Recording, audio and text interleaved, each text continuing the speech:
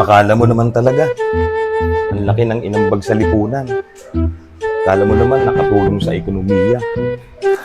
Akala mo naman napaggagawa mo. Gago.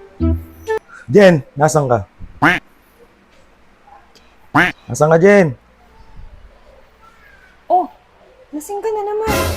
Bakit parang ang dami na naman sinasabi? Ano naman yun? Paano? Yung classmate ko nung high school, nasalubong ko dyan sa labas. Binati ko pa naman eh. Hindi ako pinansin. Bakit? Ewan ko ba? Napagkasuplado. Kala mo naman, gwapo, kala mo hihingan lagi ng pera. Hindi niya ba natatandaan? Nung nangangailangan siya nung nag-aaral kami, binigyan ko siya ng papel. Nung kinailangan niya sa exam namin, tapos ganun lang. Diba? Gago!